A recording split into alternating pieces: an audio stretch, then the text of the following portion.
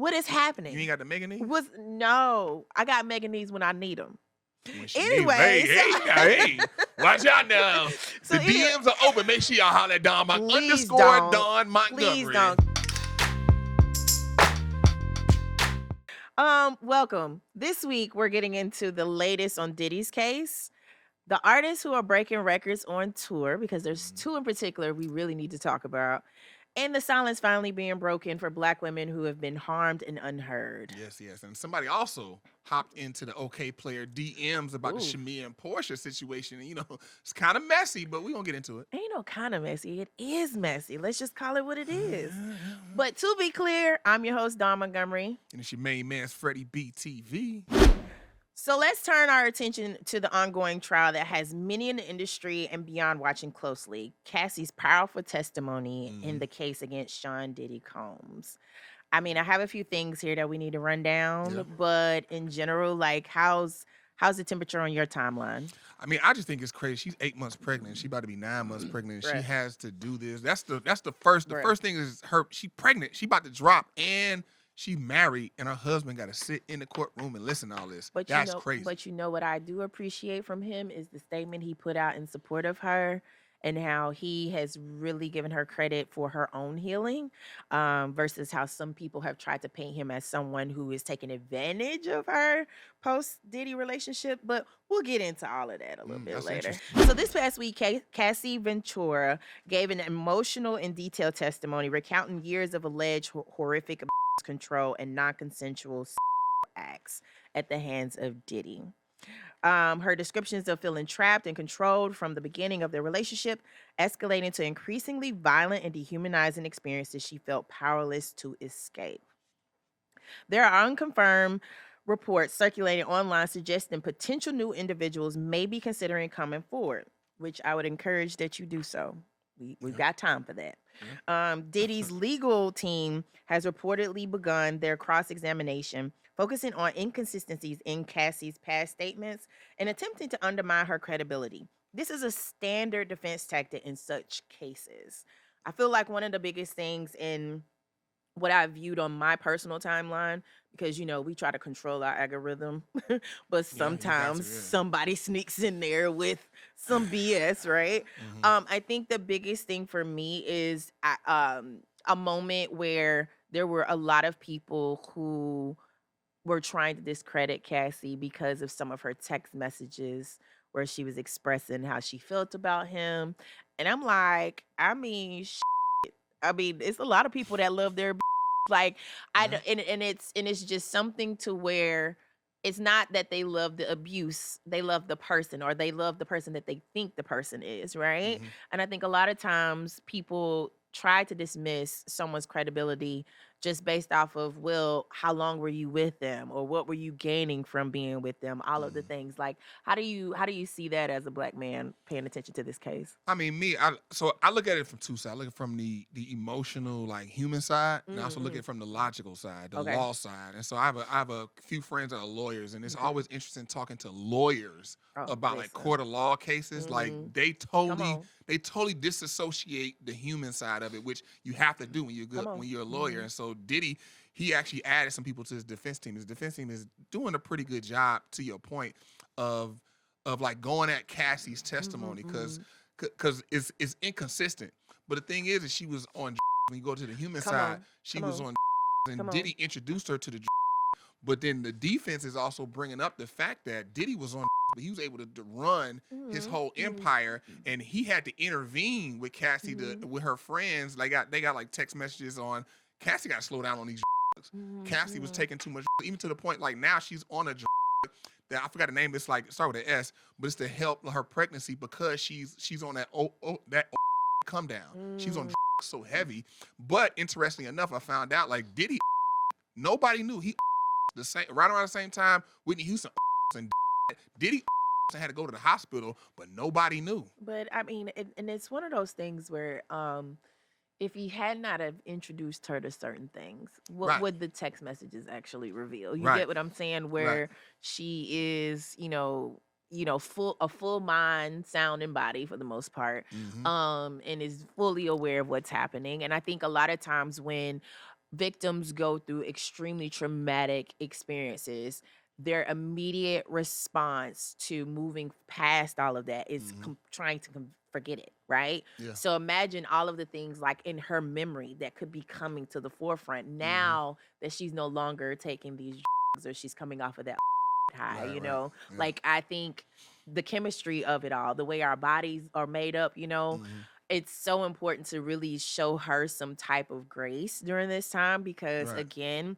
if there are other people, victims coming forward with their own experiences and they are similar to hers, I think that he's gonna have a problem. Yeah, and that's that human side that I'm talking about. When you had a human side, it's like, you know, it reminds me of one of my favorite movies, 28 Days Later. It's a scene in the movie where I love this movie. It's a scene where it's like the little girl, her dad dies, and so they're at it's it's the zombie movie, and they finally find. I don't watch zombie movies, You so I don't don't watch know. what? You said that like I was supposed to know what that It's is. 28 Days Later, one of the best horror movies ever. I love it. Danny Boyle is director. I love it. But it's a scene where they think they found safety with these military guys. But it turns out, the flip is, it turns out that these military guys, they trying to attract women so they can start over again. And they're going to rape the women. And so what happens is Naomi Harris, the black chick who blew up, she gives the little girl drugs. She's like, hey, look, so what's this for? It's going to make you not care. And that's the same thing that happened with Casey. Okay. Like she didn't care. She took the drugs to not care. But Diddy introduced it to her. Whether she got addicted or not, Diddy was the reason that she got, and that has to be something to be said. And also, you know where his nickname came from, Puff Daddy? Yeah. A lot of people don't know. It came from Puff because he used to get angry. He had anger problems. Correct. So it's like, So it's like, come on, y'all. I think I won't be watching that movie. Thank you for bringing that to the forefront. It's a great movie. You need to watch it. But yeah. But yeah, I mean, this trial far from over, but Yeah. Cassie's testimony will likely loom large. So, y'all let us know what are your initial thoughts? How do you think it's gonna flow? What are y'all thinking? Are y'all team Cassie? You think Diddy Mike can get off with his charges? What are your thoughts? Hop in those comments, let us know. We talking back. We gonna find out. So let's talk about the emotional labor of being a black woman, Freddie, and not being believed. I think in the news, what we're seeing right now is how most people are viewing black women in this particular space. There are a few we're going to probably highlight in our conversation right now, but I think it's so important that people kind of understand that if you haven't heard my story, I'm not going to give the full thing right now, but I am a survivor of and all the things. So I think it's honest that we take a moment, especially in this first episode, to kind of like talk about this, talk it through. How you feel about that? I mean, I feel good. I mean, I feel good about it. And the reason why is my mother has the same story. She was child as an adult, and she talks to women in prison as well. So I mean, I've heard all her stories, and I've had numerous girlfriends in college who have similar stories. So And I just think a lot of people aren't talking about it enough, and I think when we do talk about it, the immediate response is to be dismissive of it because most people can't identify with said experience. And I don't want you, to be clear, let me say, I don't want you to have that experience, but I also want you to be mindful as someone online that's posting and commenting on things, that the people around you that are survivors, they see what you're saying. I mean, and that's part of the reason why we don't speak up. Yeah, and we definitely got to bring it up. You know what I mean? Because it for me to even say what I just said, is a problem. That was a lot. Yeah. That's a problem. So let's get into it. So in general, we know that Cassie currently testified in the trial against Sean Diddy Combs, detailing years of alleged control and forced encounters. I think what I'm seeing in that conversation with her is most people think that she benefited more than just what her experience actually was, right? Because of the lavish lifestyle and all of the things. But I think, for a lot of people not to realize the power dynamics of that relationship says a lot. Like, a lot of us aren't in situations like that. And there are women, let me be honest, there are women who wouldn't mind being in that situation, not for the but for the lifestyle, and would do anything to be in said relationship. But I think it's just one of those things where it's like, let's be honest about what's happening here or what happened to this person, and let's allow her to work on healing at this point. Yeah, I mean, I think like those lives are they're glamorized. Like, you know, people see you out, you at the bags, you at the Met Gala, Listen, I'm you in all this. Dubai. And right, You know? exactly. And like what No, what it's did you do to get to Dubai? right. And it's funny you say that because you know it's a lot that whole thing of women going out there getting peed and pooped on. Listen, and see, you just They had they to human say I was toilets, but they in trying Dubai. to. Okay, so because I don't want to laugh right now, but it's funny because again, that's the situation. Mhm. Like that's a choice. That's you deciding that that's what you want to do Right. because it's very transactional. I think in Cassie's situation, it was a matter of trusting someone who is a powerful individual who Mhm. could impact your career, and that person did nothing but take advantage of you the entire time. So Mhm. yeah, let's be honest about that power dynamics. I think the next person that we should kind of highlight in the midst of this conversation is Well, but not to cut go you off. ahead. I Go also ahead. want to bring up Cassie was 19, Diddy was Oh, please come 37 on, age. when that started. And so you gotta understand a 19-year-old girl and a Mhm. 37, he can take her mind and just and put all his fingerprints on it. And so I think also like that. And one thing you're gonna hear me harp on is the home dynamics, like at home. Like when you come from a strong base, you're more solidified in who you are, and you really see like the differences when you have a strong dad, a strong mom, and a strong family unit as well. I don't know about that because you can still have a strong home base and I mean, somebody can trigger you or get into you yeah. or control you or say something to get you there and I it's mean, a you got wrap. exceptions to the rule. You got So exceptions to so every let's rule. make But sure we say that. Yes. generally speaking, when you got a strong family unit, mom and dad that's unified, you know, those things help you a lot as you navigate through the world. Yeah. The next person I wanted to bring up was Halle Bailey, our Ariel, like our Disney princess. Mhm. Like, you know, a lot of people were harping in on her relationship with DDG and more recently we see that she filed a restraining order against Mhm. DDG after alleged assault. And I think one of the things there's two things in this story I want to point out. Number one, because I'm an auntie, okay. You know, you a unk.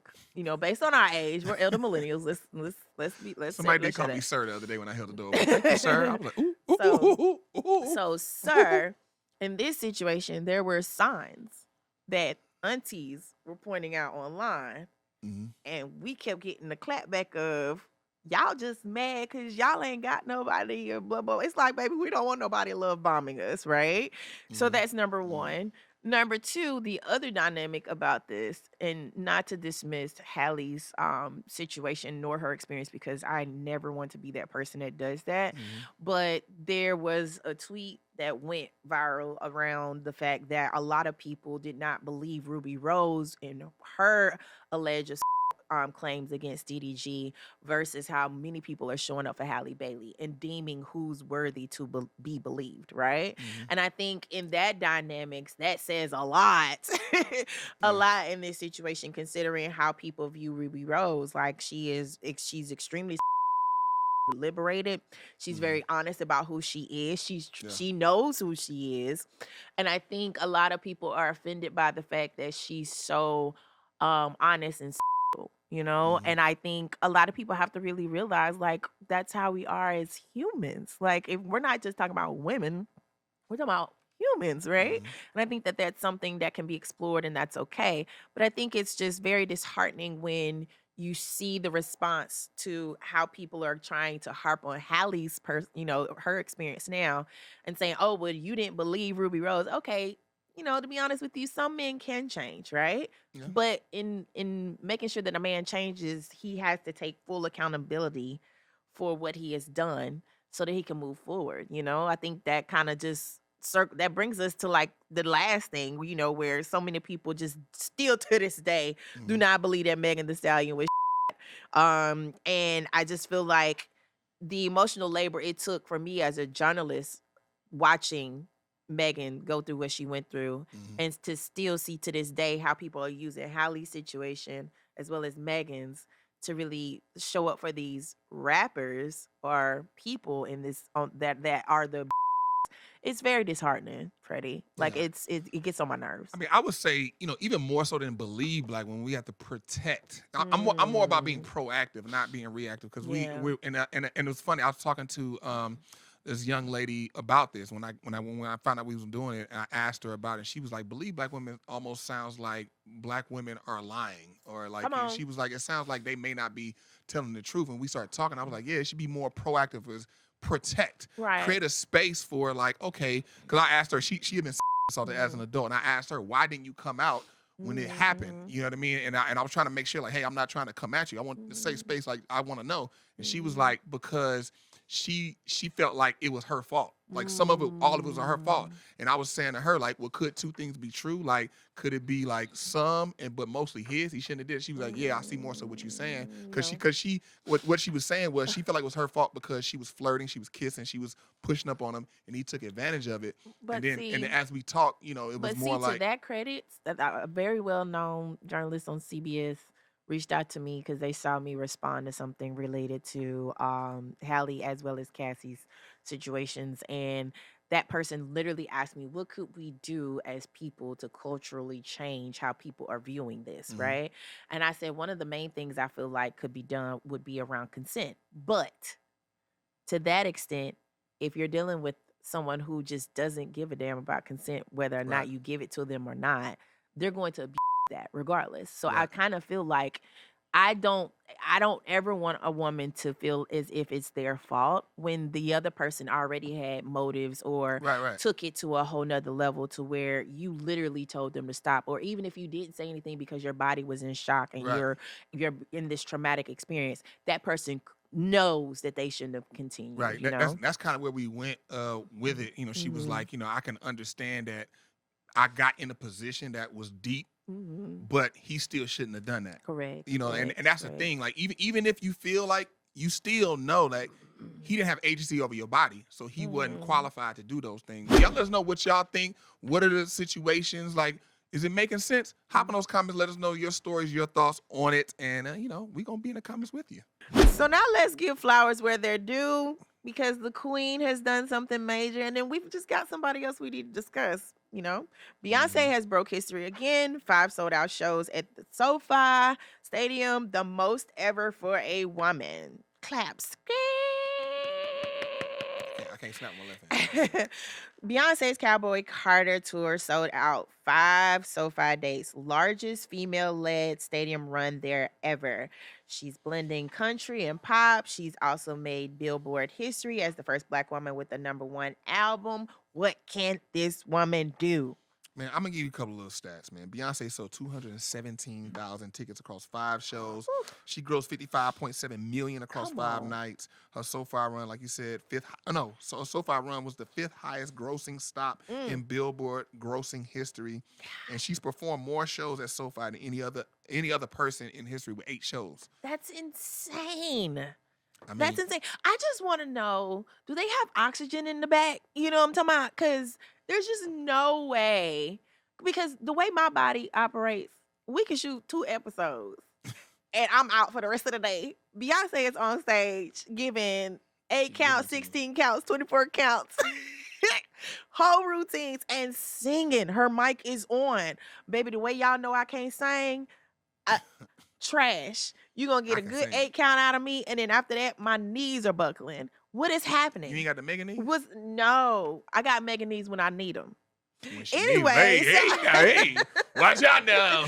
So the anyway- DMs are open. Make sure y'all holler at Dawn Please _Dawn Montgomery. Please don't, because if you're is not the paying to IG talk to handle. me, I don't want to talk to you. Ooh. Anyway, so on top of this, right? It ain't much. Check out. Spend that money. Spend that little money you got. Baby, this is not great value. This is the real thing. She said she not Temu. Tyler, the Creator, one of my favorite artists, just put off the longest hip hop residency at Crypto.com Arena. Now, that's Staples, right? Yeah. Because I ain't calling that shit Crypto.com. Shouts out to Crypto.com. Holler at us. Anyway, Tyler did a 6-show residency at Crypto.com Arena in April, the longest by any hip hop artist. Of course, this is different vibes. different crowd. Yeah, totally different crowd. Yeah. Both of these artists are carving new lanes and owning them. And I think I wanted to make sure that if we were highlighting a woman in this space, that we also highlight, male equivalent. And I'm sorry, y'all, but Tyler is there, and he's currently on his international leg of his tour for Chromacopia. And I think this particular tour itself is probably one of his greatest. Yeah, I mean, he put a lot of like visual elements into it, and Tyler's really grown as an artist. From back when he as a person, as an artist. Yes, he's done a lot. He got the whole green motif with his joint, so he's tying a lot of different things into it. But I'm not even gonna lie, I'm kind of surprised that Tyler's the first one at Crypto/Staples. Actually, I'm not, because I think he's made some very intentional moves, right?